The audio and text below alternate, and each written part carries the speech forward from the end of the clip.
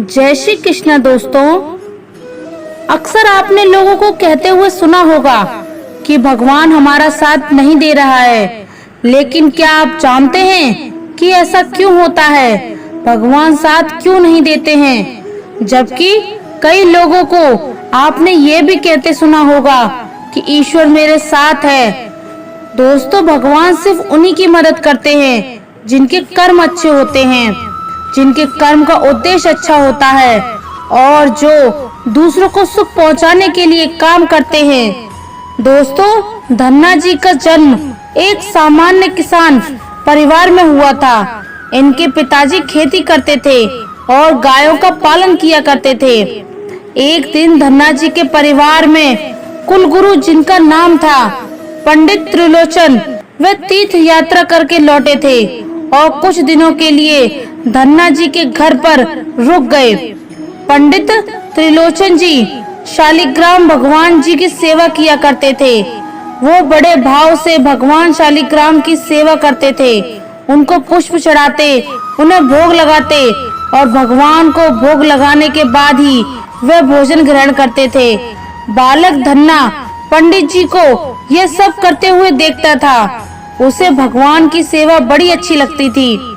जब पंडित जी भगवान की सेवा करते थे, धन्ना को बड़ा ही सुकून मिलता था। लगता कुछ दिनों के बाद जब पंडित जी जाने लगे, तब बालक धन्ना पंडित जी से शालिग्राम भगवान के लिए जिद करने लगा। कहने लगा कि मुझे ठाकुर जी चाहिए। परंतु पंडित जी अपने ठाकुर जी छोटे से बालक को कैसे दे सकते थे? धन्ना जी को उनके माता पिता ने बहुत समझाया, परंतु धन्ना जी नहीं माने। अंत में लोगों ने पंडित जी से कहा कि यह तो बालक है, इसे शालिग्राम जैसा कुछ और दे करके बहला फुसला दो। अगले दिन पंडित जी नदी में स्नान करने गए। वहां से वो एक गोल मटोल छोटा सा बड़ा काले रंग का पत्थर ले आए। वे धन्ना जी के पास आकर बोले, मैं तुम्हें अपने ठाकुर जी को दे दूंगा, लेकिन मेरे पास तो ठाकुर जी है, बड़े ठाकुर जी और छोटे ठाकुर जी। तुम्हें कौन से ठाकुर जी चाहिए?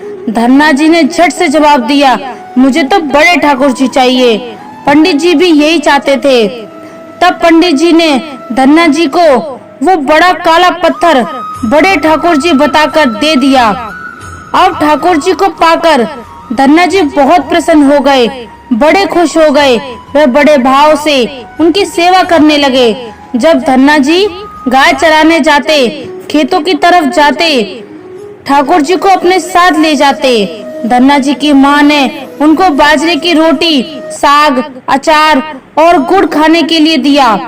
अब धन्ना जी ने भी निश्चय किया कि वे भी पंडित जी की तरह ही ठाकुर जी को जब तक भोग नहीं लगाएंगे, तब तक ठाकुर जी को खिला नहीं देंगे, तब तक वे खुद भी भोजन नहीं करेंगे।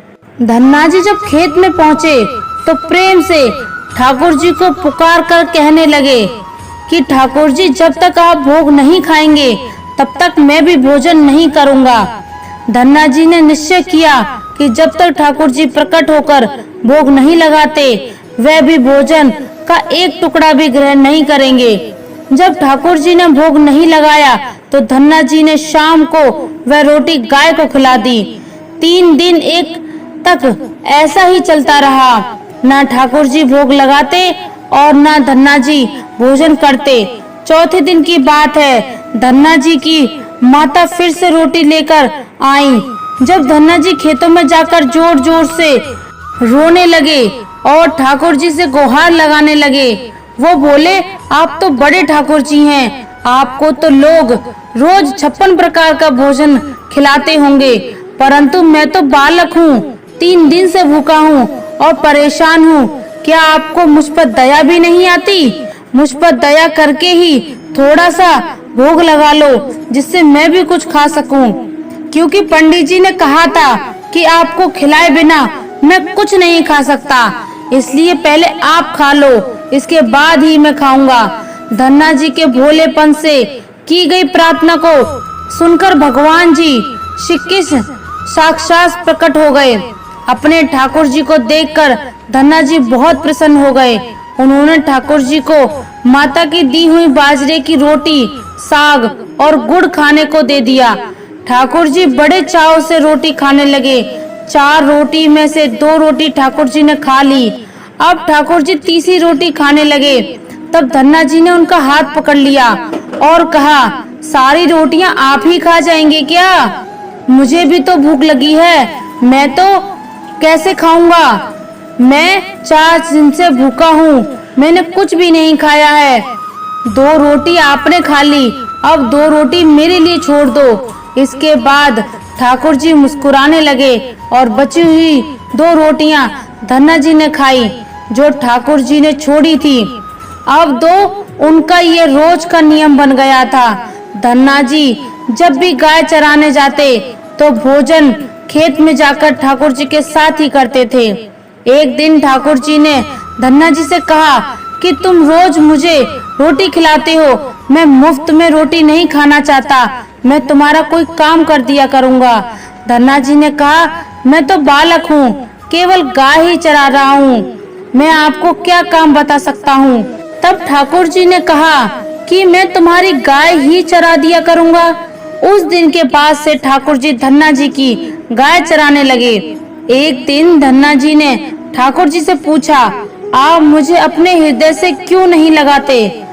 तब ठाकुर जी ने कहा, मैं तुम्हें प्रत्यक्ष हो गया हूँ, लेकिन पूरी तरह से मैं तब मिलता हूँ जब कोई सद्गुरु जीव को अपना लेता है। अभी तुमने अपने किसी गुरु की शरण गति ग्रहण नहीं की है, इसलिए मैं तुम्हें अपने हृदय से नहीं लगा सकता। तब धन्ना जी बोले, मैं तो जानता नहीं कि गुरु किसे कहते हैं, फिर मैं अपना गुरु कैसे बनाऊं? ठाकुर जी बोले, काशी में जगत गुरु श्री रामानंदाचार्य मेरे ही स्वरूप में विराजमान हैं, तुम जाकर उनकी शरण ग्रहण करो। ठाकुर जी के कहने के अनुसार धन्ना जी ने काशी जाकर रामानंदाचार्य जी की शरणागति कर ली। उस समय धन्ना जी की आयु लगभग 15 साल के आसपास थी। श्री रामानंदाचार्य जी ने धन्ना जी को अपने शिष्य के रूप में स्वीकार कर लिया और उन्हें आदेश दिया कि तुम अपने घर चले जाओ। धन्ना जी बोले, गुरुजी, अब मैं घर नहीं जा सकता, आप मुझे घर जाने का आदेश क्यों दे रहे हैं? गुरुजी बोले, अगर तुम यहाँ रहकर भजन करोगे तो केवल तुम्हारा ही कल्याण होगा, लेकिन अगर तुम अपने घर जाकर खेती किसानी करते हो तो अपने माता पिता की सेवा करते हुए भजन करोगे तो तुम्हारे साथ कई जीवों का उद्धार हो जाएगा। गुरुजी की आज्ञा के अनुसार धन्ना जी घर लौट आए। इसके बाद जैसे ही धन्ना जी घर पहुँचे, ठाकुर जी ने उन्हें अपने हृदय से लगा लिया। इसके बाद धन्ना जी खूब संतों की सेवा करने लगे। जब भी उनके गांव में कोई साधु संत आता, धन्ना जी उन्हें अपने घर ले आते और बड़े प्रेम से उनकी सेवा करते, उन्हें भोजन खिलाते। संतों की सेवा करने के कारण अब उनके घर दूर दूर से साधु संत आने लगे। धन्ना जी सभी का बड़े प्रेम से सत्कार करते और उन सभी को भोजन खिलाते।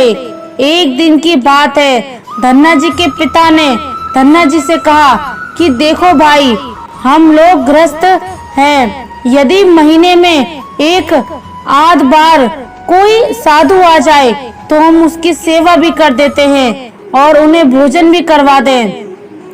लेकिन तुम्हारी इन साधुओं से ऐसी दोस्ती हो गई है कि हर दूसरे दिन कोई न कोई साधु चला आता है और अपने साथ 1-2 और को ले आता है। ये ठीक नहीं है, हम अपनी खेती बाड़ी का काम करें या इन साधुओं की सेवा करें।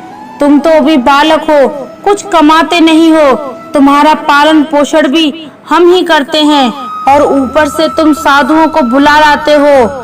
इस प्रकार इन निठल्ले साधुओं की सेवा करना ठीक नहीं है।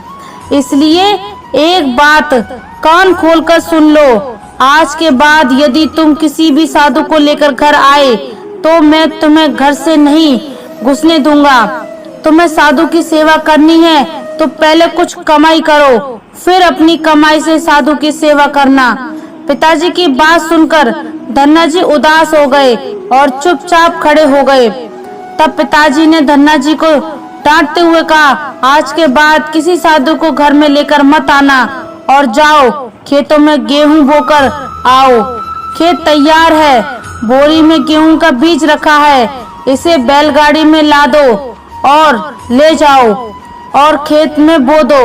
धन्ना जी ने बैलगाड़ी में गेहूं रखे और खेत में बोने के लिए चल दिए। धन्ना जी थोड़ी ही दूर चले थे कि उन्हें मार्ग में कुछ साधुओं की टोली आती दिखाई दी। धन्ना जी ने बैलगाड़ी से उतरकर उन साधुओं को प्रणाम किया। संतों ने धन्ना जी को आशीर्वाद दिया और पूछा, बेटा इस गांव में धन्ना जी का कौन सा घर है? सुना है वे जगत गुरु परमानंदाचार्य के शिष्य हैं और बहुत छोटी सी उम्र में उन्होंने भगवान के दर्शन प्राप्त किए हैं। हम भी उनके दर्शन करना चाहते हैं।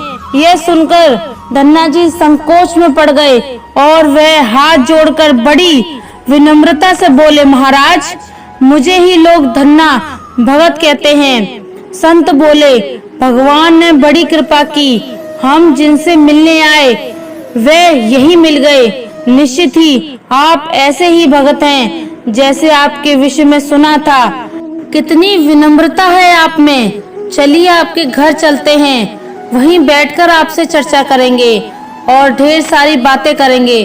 धन्ना जी ने सोचा, अभी पिताजी ने साधुओं को घर लाने से मना किया है।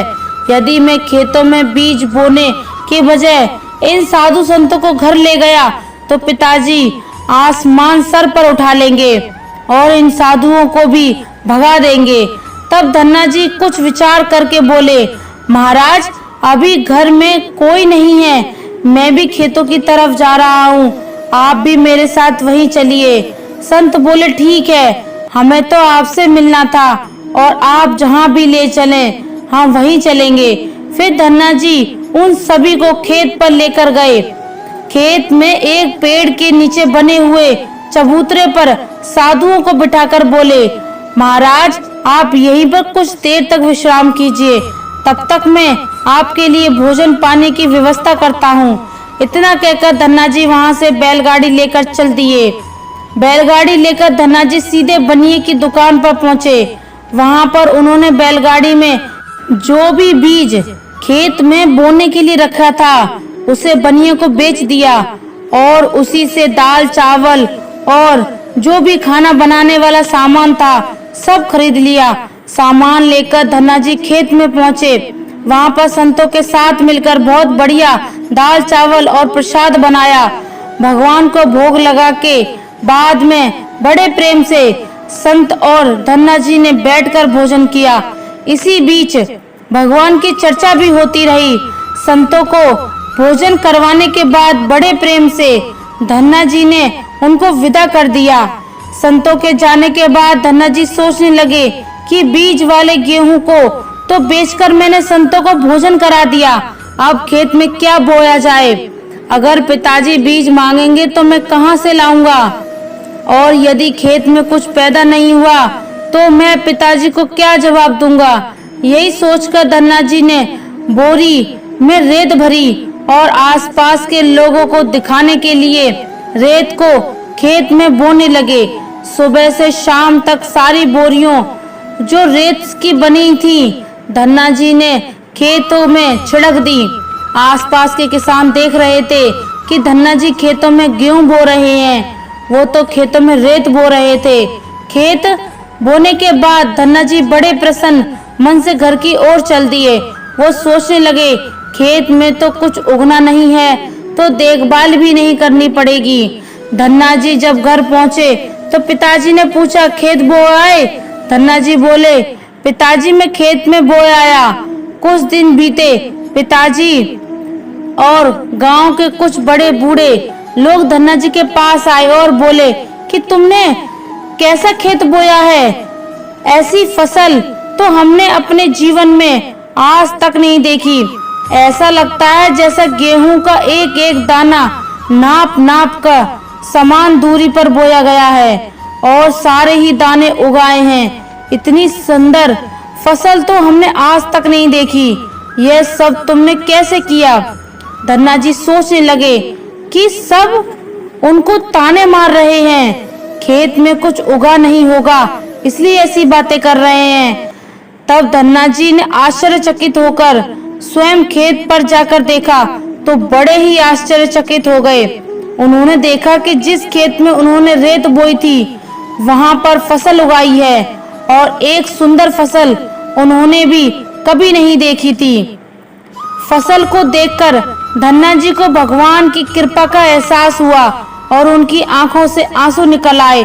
धन्ना जी जोर जोर से रोने लगे। जब धन्ना जी के पिता और अन्य गांव वाले ने रोने का कारण पूछा तब धन्ना जी रोते हुए सारी घटना कह सुनाई।